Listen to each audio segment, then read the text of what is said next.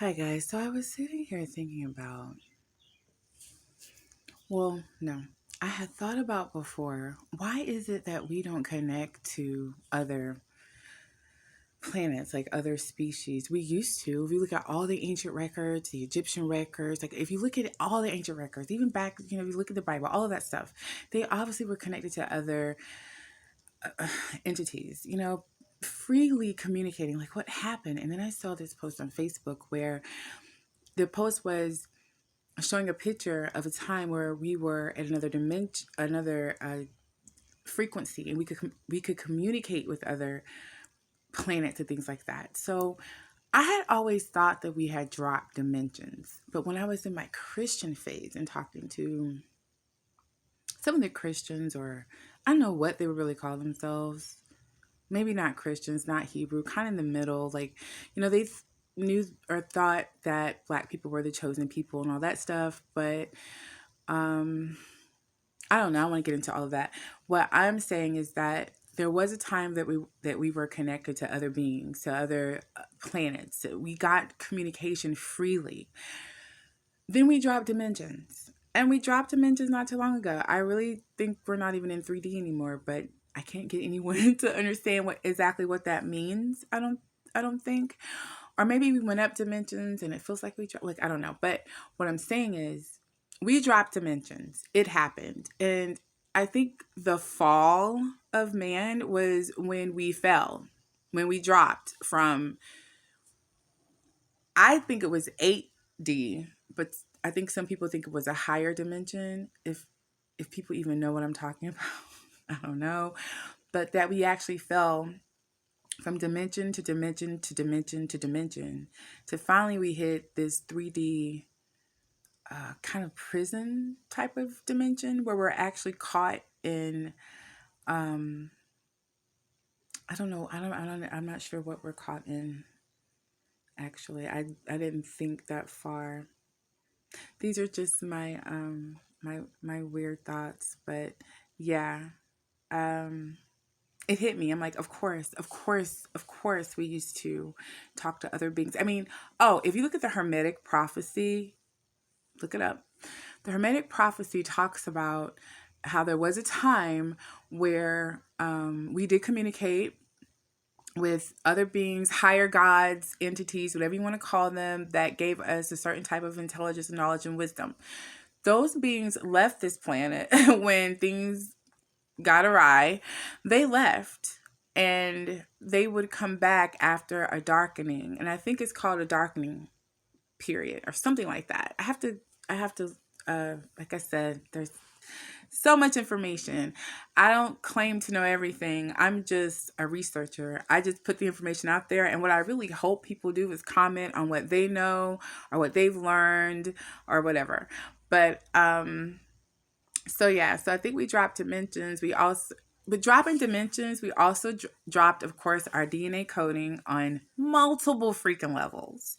So this is why we have to upgrade and ascend to get back to where we were. I gotta be honest. I hear people with the ideology that we were born to evolve. I don't think so. I think we were born probably perfect. But because of whatever dynamics that we are not fully grasping at this point, we fell and continued to fall and continued to fall and continued to fall. Now, if you are able to grasp some of the memory banks on your way down, I think you have a better chance of ascending because when you hit this plane, you're not on zero. You still have soul memory. You still have memory of each layer that your soul fell through to get here and to be into this flesh suit and to be in this body, in this hue/man body. So this kind of goes back to understanding how to access those higher levels of ourselves. So I do access higher levels of myself and other beings and things like that, but I don't under it takes a certain amount of not persistence. it is persistence, but it's passion. It's like you really want to understand those deeper layers. Like you want to understand how to burn the darkening, blackening. That's what it is. In one of my videos, I talk about, and I don't have the book right now because I'm looking at another book. I talk about, in alchemy and spiritual alchemy is something called the blackening, and I'm going to look more into it. But the blackening also correlates to Carl Jung, which I should know because I'm a psych major, but I didn't really get into all that. But anyway, relates to Carl Jung. It all goes into shadow work and all that kind of stuff that we, the buzzwords, but it's about burning parts of yourself off. Once again, they talk about this in so many different ways, that there is a burning off. There is a cutting away, and we can keep using the buzzwords, but we're being told over and over again about how to access those parts of ourselves that are keeping us from ascending.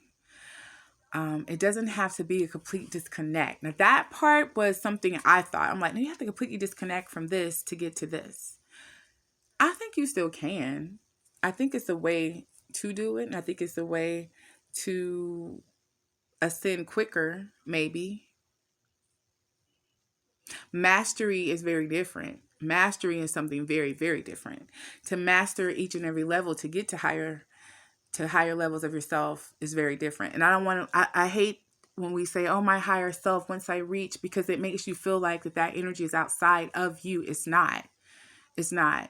And this weird way is all contained in a vessel, in your soul vessel. You just have to learn how to access it. And you do that by mastering each level. I'm slowly starting to realize kind of what that means.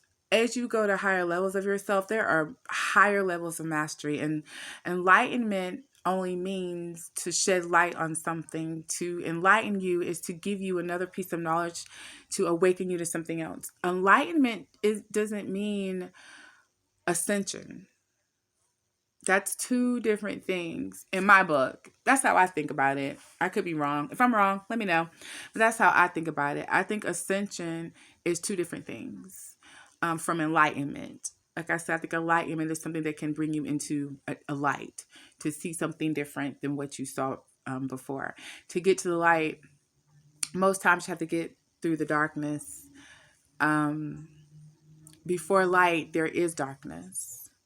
Before light, there's only darkness. So for us to be afraid of darkness is to really be afraid of creation. To be afraid of the thing that creates the light is to never be able to be the God that you are. You have to go into the darkness. You have to be able to tap into those primal parts of yourself that either you deny or you don't even know that's there. You either need to break away those things, cut them away, or you need to integrate those things because they should be there. But in order to do that, you have to understand what they are, where they came from, why they're there, how they got there, and how to either use them or get rid of them. All of this is self-mastery. All of this is true alchemy. And all of this is at our fingertips if we just think about it. And my thing is, if we can get ourselves to ascend to another level, if we can align with the higher frequencies of this dimension, we raise the frequency of the planet. That means we raise the dimension of the planet. This is how we expand to be able to meet other beautiful beings where they are, so that we can get the information that we need to do the things that we do. Some of us, I've met people that I know just have another level of communication. And a lot of it isn't even because it was like this self-mastery. A lot of it does go into self-mastery, but a lot of it is they just have the gift to be able to do so. And they don't know what to do with that information. Use it. That's how I used to be. Like I used to get information and have these thoughts and stuff and just kind of put them aside because I didn't know who to talk to about it and I didn't know what to do with it. And then one day I said, well, use it. Use this information that you're getting on yourself. Like be your own guinea pig. with certain things. And that's how I've kind of been able to get to where I am now, to be able to understand a lot of the things that I shouldn't. I'm not a quantum physicist. I'm not a, that's not what I went to school for. I hated math and science. What? No. But because, I don't know, because there's a certain frequency that you can tap into to actually um, trigger things in your own DNA and your mindset to get you to look into certain things and start to do certain things, you become something different. There are triggers. Oh, so that I want to get into seed mantras. I want to get into seed mantras and how seed mantras can become um, basically seeds. That's what they are. They're seeds.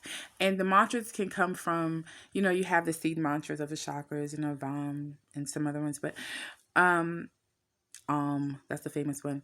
But really, seed mantras are things that we say and think over and over again that become seeds inside of us. And then we can trigger that to grow. So that's another thing with frequency that we really need to kind of think about when we are